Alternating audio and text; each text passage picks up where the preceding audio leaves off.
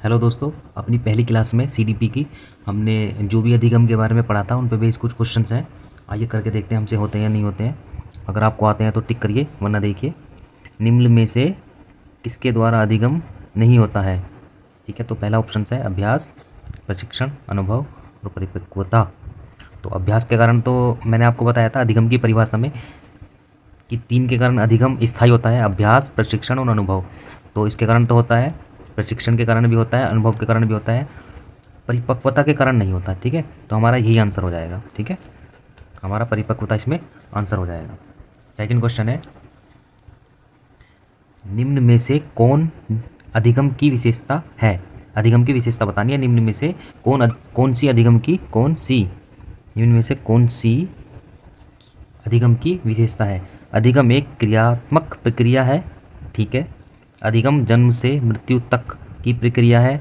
ठीक है, अधिगम सदैव उद्देश्यपूर्ण होता है। ठीक है, तो मैंने आपको बताया था अधिगम की विशेषताओं में अधिगम एक क्रियात्मक प्रक्रिया है।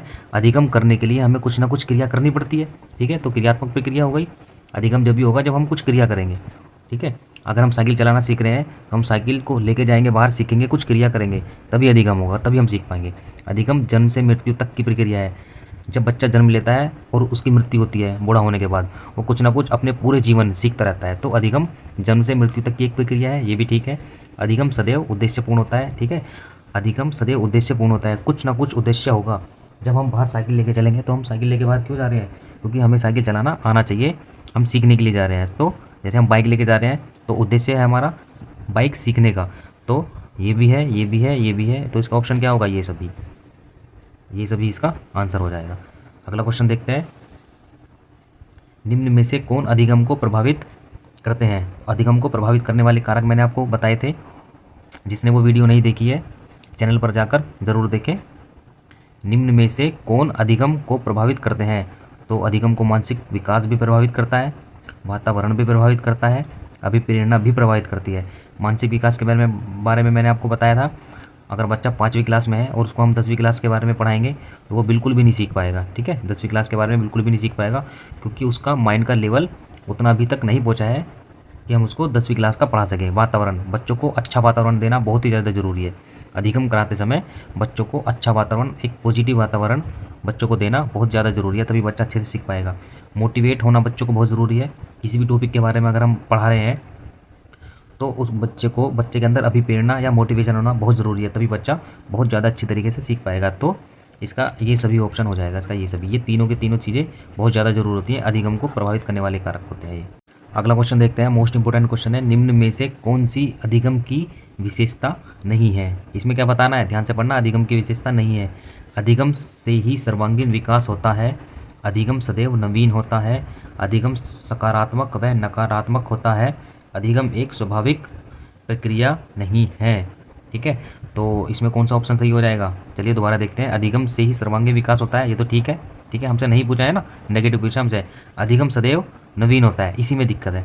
अधिगम सदैव नवीन नहीं होता, अधिगम पुराना भी हो सकता है। जैसे कि मैंने आपको एग्जांपल बताया था पिछली क्लास में कि मेरी 10th क्लास में एक चैप्टर था मैथ का, कोई भी सरलीकरण मान लिया, सिंप्लीफिकेशन कोई चैप्टर था मेरे मैथ की क्लास में, सिंप्लीफिकेशन, और वही हमारी 11th की क्लास में मुझे आके मिला। तो मेरा क्या हुआ? नवीन ज्ञान तो हुआ नहीं, वो क्या हुआ? वो पुराना ज्ञान हुआ। तो अधिगम सदैव नवीन होता है, यही ऑप्शन हमारा क्या हो जाएगा? राइट हो जाएगा। हमसे सदैव नवीन नहीं होता, पुराना भी हो सकता है अधिगम। ठीक है, अधिगम सकारात्मक होता है, ये भी ठीक है।